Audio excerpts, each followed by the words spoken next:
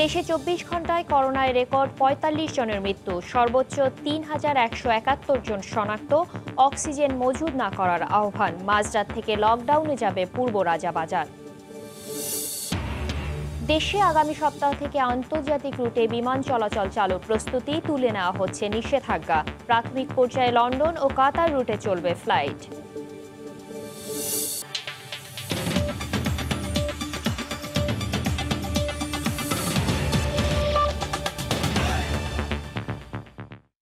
সময় সংবাদের সঙ্গে আছি আমি শাতিলা শারমিন। করোনা সংক্রমণে ৩ মাস পেরিয়ে দেশে একদিনে রেকর্ড ৪৫ জনের মৃত্যু হয়েছে। সর্বাধিক ১৪,৬৬৪ নমুনা পরীক্ষায় শনাক্ত হয়েছেন ৩,১৭১ জন। মৃতদের মধ্যে ৩৬ জনই ৩৬ জনই ৪০ ঊর্ধ্ব। দুপুরে স্বাস্থ্য অধিদপ্তরের নিয়মিত বুলেটিনে ও তথ্য জানানো হয়।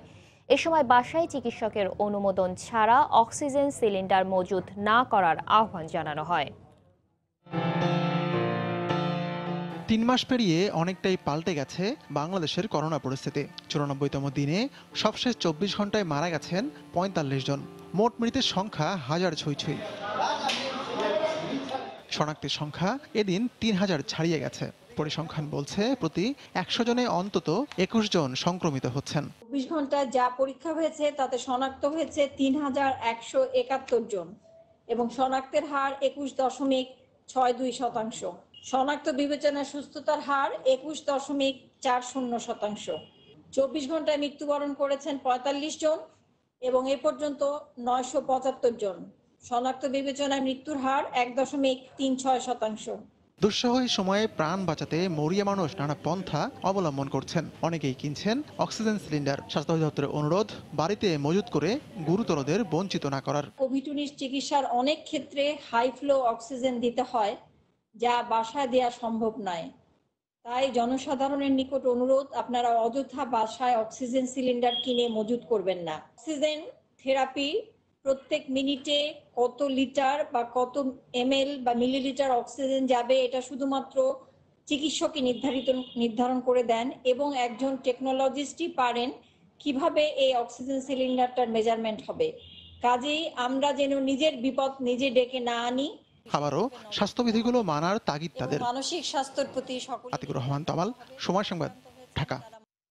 করোনা পরিস্থিতি নিয়ে স্বাস্থ্য অধিদপ্তরের আজকের বুলেটিন বিশ্লেষণ করেছেন রিপোর্টার আফজাল হোসেন। দেশে করোনা সংক্রমণের ৯৪তম দিনে আমরা দেখেছি যে করোনা সংক্রমণ, করোনা আক্রান্ত, মৃতের সংখ্যা এবং করোনা পরীক্ষার সব রেকর্ড কিন্তু ছাড়িয়ে গেছে। আমরা যদি শুরুতেই আজকের ৯ জুনের সার্বিক চিত্র যদি একটু দেখি, তাহলে আমরা দেখতে পাবো যে আজকে মোট নমুনা পরীক্ষা করা হয়েছে ১৪,৬৬৪টি। এর মধ্যে করোনা শনাক্ত হয়েছে ৩,১৭১ জন। মৃতের সংখ্যা অতীতের সকল রেকর্ড ছাড়িয়ে গেছে, মৃতের সংখ্যাও ৪৫ জন। এ নিয়ে মোট মৃতের সংখ্যা দাঁড়ালো ৯৭৫ জনই। আর আজকে সুস্থতার খবর দিয়েছে স্বাস্থ্য অধিদপ্তর, সেটি তারা বলছে যে সবচেয়ে ২৪ ঘন্টায় সুস্থ হয়েছেন ৭৭৭ জন। এ নিয়ে মোট সুস্থতার সংখ্যা দাঁড়ালো ১৫,৩৩৭। মৃত্যুর মধ্যে ৩৩ জন পুরুষ মারা গেছেন এবং নারী মারা গেছেন ১২ জন। আমরা যদি বয়স ভিত্তিক সংক্রমণের হারটা একটু দেখি, তাহলে দেখতে পাবো যে ২১ থেকে ৩০ বছর বয়সী ব্যক্তিদের মধ্যে সংক্রমণের হার ২৭.৬%। এরপরে ৩১ থেকে ৪০ বছর বয়সীদের মধ্যে সংক্রমণের হার ২৭.১%। এরপরে ৪১ থেকে ৫০ বছরের মধ্যে সংক্রমণের হার ১৭.৩। ৫১ থেকে ৬০ বছরের মধ্যে সংক্রমণের হার ১১% এবং অন্যান্য যে বয়সী রয়েছেন তাদের মধ্যে সংক্রমণের হার ১৭%। ৫ জন সংক্রমণের হার ছিল ২০.০৭%, ৭ জনে ২০.৮৮%, ৮ জুনে ছিল সেই হারটি ২১.১৩%। ৯ জন সংক্রমণের হার যেটি দেখছি আমরা ২১.৬২%। তো সব মিলিয়ে বলা চলে স্বাস্থ্য অধিদপ্তর বারবারই বলছেন যে বয়স্কদের দিকে বেশি নজর দিতে এবং নিজে সচেতন হলে, পরিবারের অন্যদের সচেতন হলেই কেবলমাত্র করোনা সংক্রমণ থেকে উপায় হবে বা মুক্তি পাওয়া সম্ভব হবে। তো এই ছিল আজকের বিশ্লেষণে। আজ মধ্যরাত থেকে রেড জোন হিসেবে পরীক্ষামূলকভাবে লকডাউন হচ্ছে রাজধানীর পূর্ব রাজাবাজার। এর ফলাফলের উপরই নির্ভর করবে এলাকা ভিত্তিক পরবর্তী পরিকল্পনার ভবিষ্যৎ। ঢাকা উত্তরের মেয়র বলছেন, স্বাস্থ্য অধিদপ্তরের নির্দেশনায় মানুষের মৌলিক চাহিদা মেটাতে থাকবে বিশেষ কর্মসূচি। সুবিধা বঞ্চিতদের জন্য থাকবে ত্রাণের ব্যবস্থা। তবে এত পরীক্ষা নিরীক্ষার আর সময় নেই বলে মনে করছেন বিশেষজ্ঞরা। রাশেদ লিমনের রিপোর্ট। কয়েক ঘন্টা বাদেই চালু হচ্ছে রাজধানী ঢাকার পরীক্ষামূলক রেড জোন। জরুরি প্রয়োজন ছাড়া বাড়ি থেকে বের হবেন না কেউ। খাবার সহ অন্যান্য নিত্য প্রয়োজনীয় দ্রব্য পৌঁছে দিতে থাকবে বিশেষ ব্যবস্থা।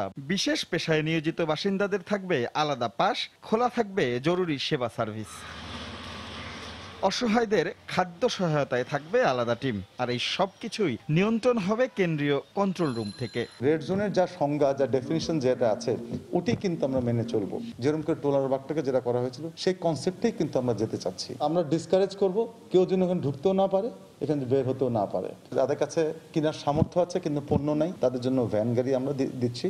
আর যাদের ক্ষমতা একদম নাই, আমরা আমাদের কাউন্সিলর যারা আছেন, ওরা অলরেডি এলাকার কিন্তু ত্রাণের লিস্ট কিন্তু ওরা করে ফেলেছে। কিন্তু মোরওভার মেয়র বলেন, পুরো জোনিং পরিকল্পনার ভবিষ্যৎ নির্ভর করছে রাজাবাজারের এই প্রজেক্ট কতটুকু সফল তার উপর। তাই সমন্বয়ের উপর সর্বোচ্চ গুরুত্ব দিচ্ছেন তারা। যেহেতু পরীক্ষামূলকভাবে থিওরিটিক্যাল এবং প্র্যাকটিক্যাল অনেক কিছু মিলতে নাও কিন্তু পারে বাস্তবতার সাথে।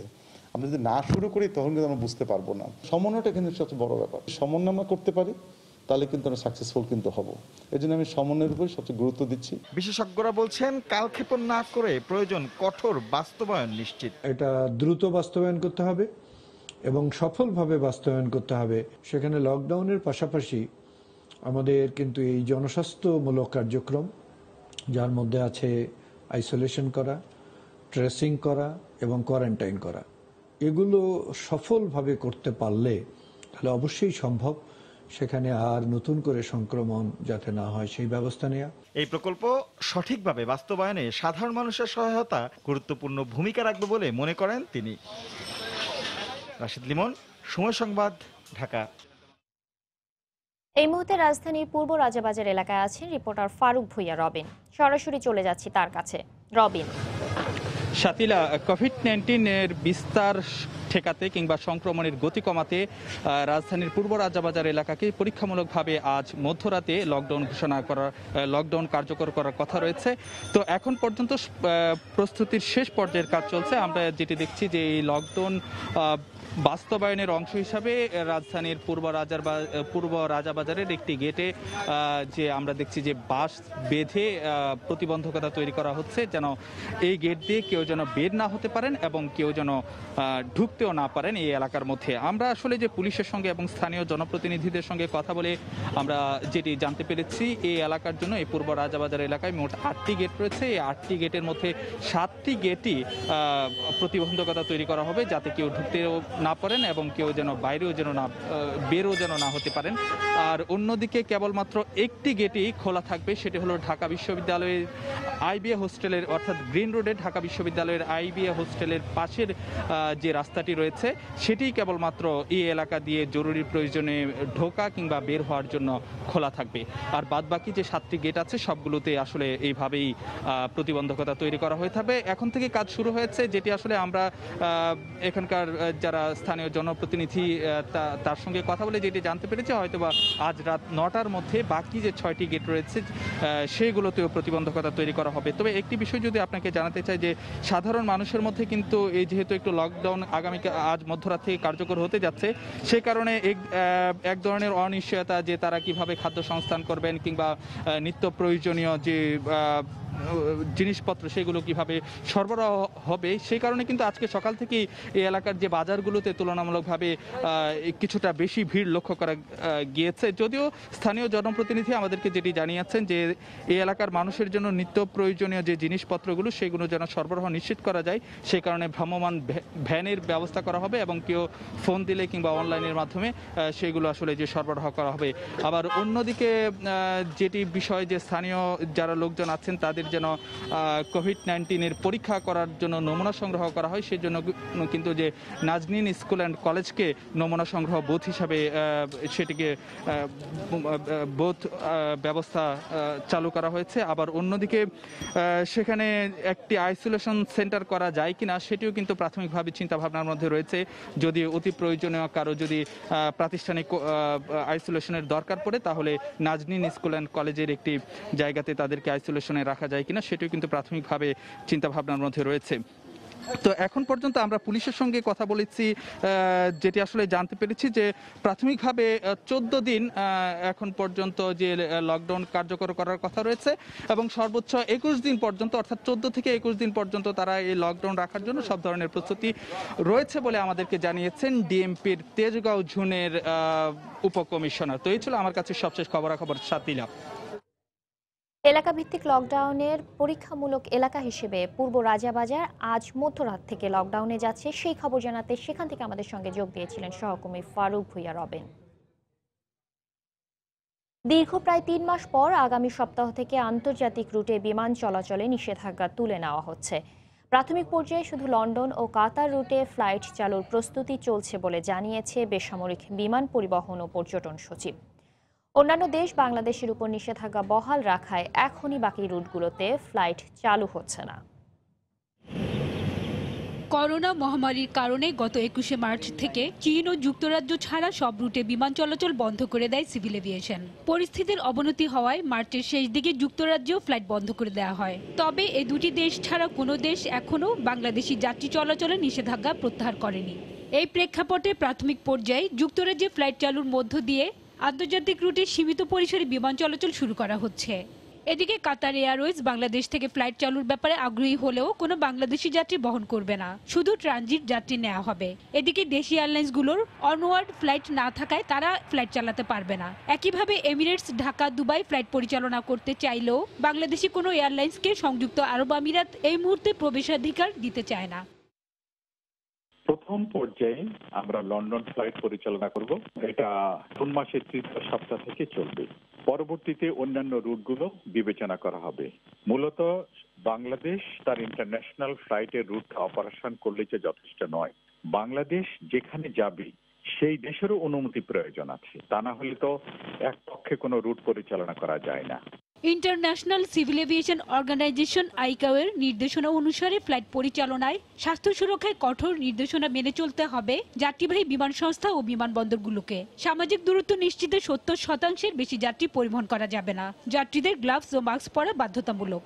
ফ্লাইট চালু হলে সেগুলি আন্তর্জাতিক মানের যে স্বাস্থ্যবিধি রয়েছে সেগুলি মেনটেন করে ফ্লাইট চালু হবে এবং সেই ব্যাপারে আমাদের বিমানবন্দর কর্তৃপক্ষ আমরা সম্পূর্ণ ব্যবস্থা প্রস্তুতি গ্রহণ করেছি। প্রস্তুতির মধ্যে রয়েছে একজন যাত্রী বিমানবন্দরে ঢোকার সময় তার তাপমাত্রা পরীক্ষা করা এবং গ্লাভস এবং মাস্ক সরবরাহ করা, ডিসইনফেকশন করা। 1 জুন থেকে 35টি স্বাস্থ্যবিধি মেনে ঢাকা থেকে চট্টগ্রাম, সিলেট ও সৈয়দপুর রুটে ফ্লাইট চালু করা হয়। হাজারে শিউলি, সময় সংবাদ, ঢাকা। এদিকে হজের বিষয়ে সৌদি আরবের পক্ষ থেকে আনুষ্ঠানিকভাবে বাংলাদেশকে কিছুই জানানো হয়নি বলে জানিয়েছে হজ এজেন্সিস অ্যাসোসিয়েশন অব বাংলাদেশ হাবের সভাপতি। তবে সৌদি সরকার যেভাবে সিদ্ধান্ত দেবে সেভাবেই যাত্রী পাঠানো হবে বলেও জানান তিনি। সৌদি হজ ও উমরা মন্ত্রণালয় থেকে এখনো কোনো অফিসিয়াল ডিসিশন পাওয়া যায় নাই। আর এই বছর হজে যাওয়ার জন্য যারা নিবন্ধিত হয়েছেন তারা যদি কোনো কারণে এই বছর হজে যেতে না পারেন তাহলে পরবর্তী বছর অর্থাৎ 2021 সালের হজে ওনারা প্রায়োরিটি বেসিসে যেতে পারবেন। নির্দিষ্ট সংখ্যার কথা উল্লেখ করে আমাদেরকে কোনো অফার দেয়, এর পলিসি কি হবে ইত্যাদি নিশ্চয় সৌদি কর্তৃপক্ষ থেকেই দিয়ে দেওয়া হবে। চট্টগ্রামে 2টি কোভিড পরীক্ষাগারে জমে আছে 5000-এর বেশি নমুনা। এতে নমুনা দিতে চরম ভোগান্তিতে পড়তে হচ্ছে সাধারণ মানুষকে। 1 সপ্তাহেও পরীক্ষার ফলাফল মিলছে না। এমন ধীরগতির কারণে সংক্রমণ আরও বাড়ার আশঙ্কা করা হচ্ছে। প্রয়োজনের তুলনায় ল্যাব কম হওয়ায় এ অবস্থা বলে জানান সিভিল সার্জন। সাকাত টিপুর ক্যামেরায় বিস্তারিত জানাচ্ছেন কমল দে। চট্টগ্রাম জেনারেল হাসপাতালে করোনা উপসর্গের রোগীদের নমুনা সংগ্রহের দৃশ্য এটি। কোনো রকম দূরত্ব না রেখে হুড়ুহুড়ি করে নমুনা সংগ্রহ করা হচ্ছে। যাদের ভাগ্য সহায় হচ্ছে তারাই নমুনা দিতে পারছেন, বাকিদের ফিরতে হচ্ছে হতাশ হয়ে। লাইন ধরছি, নাম্বার দিয়েছি, নাম্বার দেওয়ার পরে দেখি ওখানে বিক্রি আসছিল সিরিয়াল লাইন, যার মনে এরকম একটা একজনের সাথে লাগিয়ে থাকছে। লাইন ধরে দাঁড়াতে হয়, সবাই ঘেঁষাঘেঁষি করে, কোনো সিরিয়াল মেনটেন করে না। 3 দিন আসছি, 3 দিন আসার পরও পরীক্ষা করতে পারিনি। চট্টগ্রাম মেডিকেল কলেজ হাসপাতালের পাশাপাশি সিবাসু, বিআইটিআইডি এবং চট্টগ্রাম জেনারেল হাসপাতালে মোট নমুনা পরীক্ষার সক্ষমতা রয়েছে 600 থেকে 650, কিন্তু প্রতিদিন নমুনা সংগ্রহ করা হয় 1000-এর বেশি। নমুনা দিতে পারলে যে ভোগান্তি থেকে রেহাই মিলবে তা কিন্তু নয়। এবার অপেক্ষার পালা রিপোর্টের জন্য। চট্টগ্রামে করোনা পরীক্ষার রিপোর্ট পেতে সময় লাগছে 7 থেকে 8 দিন, কোনো ক্ষেত্রে তার চেয়েও বেশি। আমরা যে চিত্র পাচ্ছি সে চিত্রটা হচ্ছে কমপক্ষে 1 সপ্তাহ আগের। সে কারণে আমরা আজকের দিনের কি পরিস্থিতি সেটা বুঝে উঠতে পারছি না। ফলে রোগীর সংখ্যা বেড়ে যাচ্ছে, যেই রোগীগুলো ভর্তি আছে তাদের ঠিকমতো রিলিজ করা যাচ্ছে না। গত মাসের শেষ সপ্তাহে ল্যাব প্রধান সহ 5 জন টেকনিশিয়ান আক্রান্ত হয়। 6 দিন বন্ধ রাখতে হয় বিআইটিআইডি পরীক্ষাগার। এর ফলে কয়েক হাজার নমুনা আটকে আছে। আমাদের নমুনার সংখ্যাটা অত্যন্ত বেশি, সেই অনুযায়ী আমাদের পরীক্ষা সুযোগ কম। আমরা ঢাকার সাথে যোগাযোগ করছি, প্রায় 3000 স্যাম্পল আমরা সেখানে পাঠাবো। ফলাফল পেতে ধীরগতির কারণে আক্রান্ত রোগী আরও বেশি মানুষকে সংক্রমিত করছে বলে মনে করছেন চিকিৎসকরা। যথাসময়ে রিপোর্ট পাওয়া না গেলে আর্লি ডিটেকশন হয় না, আর্লি ডিটেকশন না হলে early isolation, proper treatment, control of the spread of the disease হয় না। গত 26শে মার্চ থেকে চট্টগ্রামে করোনা ভাইরাসের নমুনা পরীক্ষার চলছে। সবশেষ তথ্য অনুযায়ী এখানকার ল্যাবগুলোতে প্রায় 35,000 নমুনা পরীক্ষা করা হয়েছে, যেখানে 4000-এর বেশি পজিটিভ রিপোর্ট এসেছে। কমল দে, সময় সংবাদ, চট্টগ্রাম। বরিশালে 1 মাসে 10 গুণের বেশি বেড়েছে করোনা আক্রান্তের সংখ্যা। মে মাসের প্রথম সপ্তাহে জেলায় 11 এবং বিভাগে 28 জন রোগী কোভিড আক্রান্ত ছিলেন। আর জুনের প্রথম সপ্তাহে এসে জেলায় 246 আর বিভাগে 335 জন আক্রান্ত। স্বাস্থ্যবিধি না মানায় এই পরিস্থিতি বলে মনে করছেন স্বাস্থ্য কর্মকর্তারা। নাগরিকদের আরও সচেতন হওয়ার পরামর্শ জেলা প্রশাসনের। মাহমুদুন নবীর ছবিতে বিস্তারিত জানাচ্ছেন ফিরদাউস সোহাগ।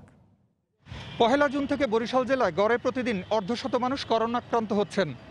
স্বাস্থ্যবিধি না মেনে কেনাকাটা করা এবং লঞ্চের ডেক শ্রেণীতে গাদাগাদি করে যাতায়াত করার কারণেই এমনটা হচ্ছে বলে মনে করছেন অনেকেই।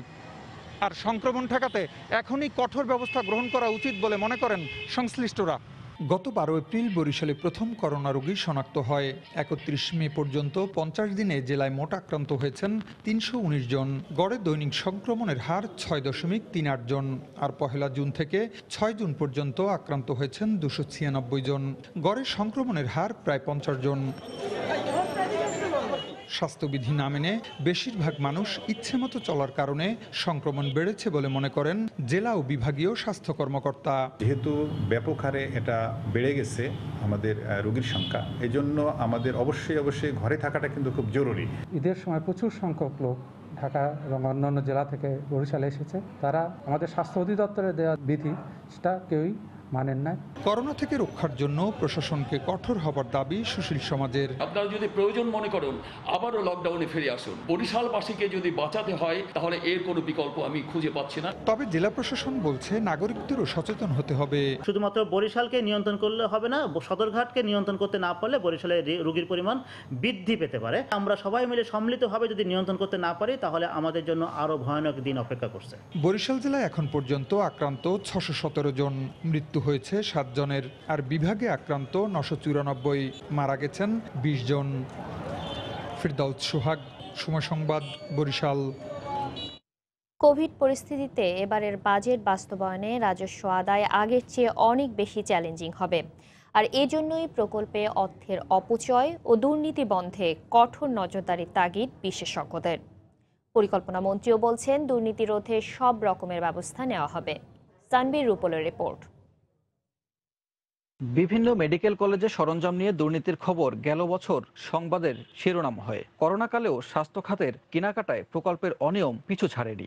এছাড়া শেষ কয়েক বছরের রূপপুর পরমাণু বিদ্যুৎ প্রকল্পে বালিশকাণ্ড কিংবা পর্দা কেলেঙ্কারির খবরও অজানা নয়। প্রকল্পের এমন অপচয় দুর্নীতির খবর মাঝে মধ্যেই হয়ে ওঠে টক অফ দি কান্ট্রি। এমন বাস্তবতায় করোনার এই সংকটের মধ্যেই 2020-21 অর্থবছরের বাজেট পেশ করতে যাচ্ছে সরকার। 8.2% উচ্চ প্রবৃদ্ধি লক্ষ্যমাত্রা ধরেই বাজেটের সম্ভাব্য আকার 5,57,000 কোটি টাকা, যা চলতি অর্থবছরের চেয়ে 34,000 কোটি টাকা বেশি। এর মধ্যে 1058টি প্রকল্পের জন্য 2,05,145 কোটি টাকার উন্নয়ন বাজেটের অনুমোদন দেওয়া হয়েছে। আগের বছরের চেয়ে প্রকল্প কমানো হয়েছে 506টি। প্রকল্প সংখ্যা কমলেও বরাদ্দ বেড়েছে। টিআইবি বলছে, বাজেটের সুফল জনগণকে দিতে হলে দুর্নীতির বিরুদ্ধে থাকতে হবে আপোষহীন। বাজেট হতে হবে সত্যিকার অর্থেই জনকল্যাণমুখী এবং সত্যিকার অর্থেই দুর্নীতি নিয়ন্ত্রণ নিশ্চিত করে বাজেট পরিকল্পনা করা এবং বাজেট বাস্তবায়ন করা। একদিক থেকে সরকারের রাজস্ব আদায়ের সম্ভাবনা স্বাভাবিকের তুলনায় অনেক কম হওয়ার ঝুঁকি রয়েছে। অর্থনীতিবিদরা বলছেন, প্রকল্পের অনিয়ম রোধে আন্তর্জাতিক মানসম্পন্ন কোনো প্রতিষ্ঠানকে তদারকির দায়িত্ব দিলে অপচয় কমবে। আন্তর্জাতিক মানদণ্ডে কিভাবে সরকার যেতে পারেন সেরকম একটি কাঠামো চিন্তা করা দরকার। তৃতীয় পক্ষের জায়গা থেকে এই সমস্ত প্রকল্প মূল্যায়ন এবং সেখান থেকে অপচয় রোধ করবার পদক্ষেপ নেওয়া দরকার। পরিকল্পনা মন্ত্রী জানিয়েছেন, অর্থ ব্যয়ে আরও সতর্ক থাকবে সরকার। বাজেট কেন্দ্রের কথা বললেন, আমাদেরকে ওইটা আঘাত করেছে। আপনাকে ব্রেকডাউন দিতে হবে, এর ফলে আমরা কিছুটা ওইগুলাকে আমরা একটু বোধহয় আটকাতে পারছি। করোনা সংকটের মধ্যে রাজস্ব আহরণের চ্যালেঞ্জ মোকাবিলা করে অর্থনীতি চাঙ্গা রাখতে নতুন বাজেট কতটা জনকল্যাণমুখী হবে তা নির্ভর করছে বরাদ্দ ও বাস্তবায়নের সমন্বয়ের উপর। সানবীর রূপল, সময় সংবাদ, ঢাকা। করোনার সার্বিক পরিস্থিতি বিবেচনায় অন্তর্বর্তীকালীন 6 মাসের জন্য বাজেট ঘোষণার প্রস্তাব দিয়েছেন বিএনপি মহাসচিব মির্জা ফখরুল ইসলাম আলমগীর। তিনি করোনাকালীন বিশেষ বাজেট ঘোষণারও আহ্বান জানান। সকালে অনলাইন সংবাদ সম্মেলনে 2020-21 অর্থ বছরের বাজেট ভাবনা কেমন হবে তা নিয়ে কথা বলেন তিনি। আজকে যে অবস্থা তৈরি হয়েছে সারা বিশ্বে, তাতে করে একটা বৈশ্বিক অর্থনৈতিক মন্দা, যেটাকে আমরা গ্রেট ইকোনমিক ডিপ্রেশন, সেটার লক্ষণগুলো খুব স্পষ্ট হয়ে ফুটে উঠেছে ইতিমধ্যে। 2021 অর্থ বছরের জন্য একটি গতানুগতিক বাজেট ঘোষণা করতে যাচ্ছেন অর্থমন্ত্রী। তাই এবারের বাজেট হতে যাচ্ছে কাল্পনিক কাগুজে বাজেট বলেই আমরা সন্দেহ করছি, আশঙ্কা করছি। বিশ্ব অর্থনীতিবিদরা বলছেন, করোনা কালের এবারের বাজেট গতানুগতিক বাজেট হবে না, করতে হবে বিশেষ বাজেট। লক্ষ্য হওয়া উচিত আগামী 6 মাসের জন্য একটি অন্তর্বর্তীকালীন বাজেট করা, কারণ করোনার পূর্ণাঙ্গ বাজেটের কোনো লক্ষ্য অর্জিত হবে না। আর কোনো রোহিঙ্গাকে আশ্রয় দেওয়া বাংলাদেশের পক্ষে সম্ভব নয় বলে জানিয়েছেন পররাষ্ট্রমন্ত্রী ডক্টর AK আব্দুল মোমেন। দুপুরে এক অনলাইন ব্রিফিংয়ে কথা বলেন মন্ত্রী। এর আগে জলবায়ু ঝুঁকিতে থাকা 48 দেশের জোট CVF ও V20 সভাপতি নির্বাচিত হয় বাংলাদেশ। এ ফোরামের মন্ত্রী পর্যায়ের বৈঠক শেষে তিনি বলেন, চলমান মহামারীর চেয়েও ভয়ঙ্কর হতে পারে জলবায়ু পরিবর্তনের প্রভাবের পরিণতি। প্রথমত, যদি রোহিঙ্গারা আমাদের দেশের নাগরিক না, যেগুলো আমরা আশ্রয় দিয়েছি তাদেরও নিয়ে যেতে চাই, দে আর মোস্ট ওয়েলকাম। যারা আমাদের ফরমাইশ করেন আর মুরব্বিয়ানা করেন যে ওগুলোর ভালো রাখেন, আমি তাদের প্রতি অনুরোধ করি, আপনারা পারলে ওদের নিয়ে যান এবং আপনারা ভালো রাখেন। আমি এটা অ্যাপিল করি গ্লোবাল লিডারশিপ সবাইকে। আর মালয়েশিয়ার ওখানে পাওয়া গেছে, আমি এখনো পুরো তথ্য পাইনি, নিশ্চয়ই এগুলো আমাদের দায়িত্ব না। ঘূর্ণিঝড় আম্পান আঘাত হানার 3 সপ্তাহ পর সাতক্ষীরায় নতুন করে পানিবন্দী হয়ে পড়েছেন হাজার হাজার মানুষ। পূর্ণিমায় জোয়ারের পানির চাপে আবার ভেঙেছে স্থানীয়দের মেরামত করা বাঁধ। উদাসীন পানি উন্নয়ন বোর্ড। তবে জেলা প্রশাসক জানান, বাঁধ পুনর্নির্মাণের দায়িত্ব দেওয়া হয়েছে সেনাবাহিনীকে। মমতাজ আহমেদ বাপ্পির পাঠানো তথ্য ও ছবি নিয়ে রিপোর্ট। এখনো শুকায়নি ঘূর্ণিঝড় আম্পানের ক্ষত। সাতক্ষীরায় ভাঙা বাঁধ দিয়ে জোয়ারের পানি ঢুকে প্রতিনিয়ত প্লাবিত হচ্ছে বিস্তীর্ণ জনপদ। দুর্ভোগ চরমে। উপকূলবাসী জানান, ভিটেমাটি, ফসলি জমি ও মাছের ঘের বাঁচাতে স্বেচ্ছাশ্রমে বেশ কিছু বাঁধ মেরামত করেন তারা। কিন্তু পূর্ণিমার জোয়ারের পানির চাপে বাঁধ ভেঙে হু হু করে ঢুকে পড়ছে পানি। নতুন করে পানিবন্দী আশাশুনি উপজেলার হাজরাখালী, কুড়িকাউনিয়া, হরিষাখালী ও শ্যামনগর উপজেলার কাশিমারি এলাকার কয়েক হাজার মানুষ। লোনা পানি ঢুকে দেখা দিয়েছে খাবার পানির সংকট। এখন আমরা রাস্তার উপরে আছি, খুব কষ্ট। ঘরের ভিতরে মাথা সমান, কোনো ঘরে হাইটের সমান পানি অবস্থা আছে। আমাদের ইনকাম সোর্স সবকিছুই বন্ধ, ঘের বাড়ি সব ভাসি গেছে। এখন কারোর বাড়ি গেলে কেউ এক মুঠো চাল দিতিস না। স্থানীয় জনপ্রতিনিধিদের অভিযোগ, কিছু বালুর বস্তা দিয়ে দায় সেরেছে পানি উন্নয়ন বোর্ড। পানি উন্নয়ন বোর্ডের দায় সারা কিছু বস্তা দিয়ে তারা পার পেয়ে গেছে, আর কোনো তাদের যোগাযোগ নাই।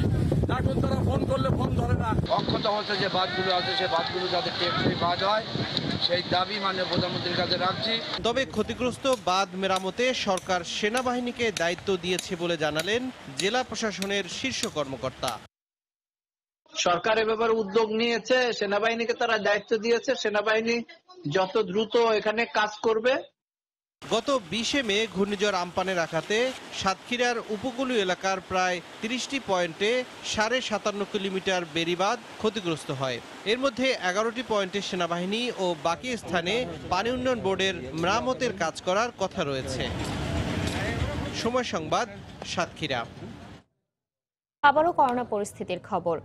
দেশে কোভিড সংক্রমণ বাড়তে থাকায় রোগীদের সংস্পর্শে আসাদের শনাক্তে কন্টাক্ট ট্রেসিং অ্যাপ চালু করছে সরকার। এই অ্যাপ সংকটের প্রযুক্তিগত সমাধানের একটি অংশ বলে জানালেন তথ্য যোগাযোগ ও প্রযুক্তি প্রতিমন্ত্রী। করোনা যুদ্ধে এটি কার্যকর হাতিয়ার হতে পারে বলে মনে করছেন বিশেষজ্ঞরা। মার্জিয়া মোমোর রিপোর্ট। করোনার বিস্তার রোধে সবচেয়ে জরুরি সংক্রমণের উৎস অনুসন্ধান। এই কাজটিকেই বলা হয় কন্টাক্ট ট্রেসিং, যাকে মোটা দাগে বলা যায় সংস্পর্শের মানচিত্র। আর তা করতে একটি পরীক্ষামূলক অ্যাপ চালু করেছে আইসিটি বিভাগ।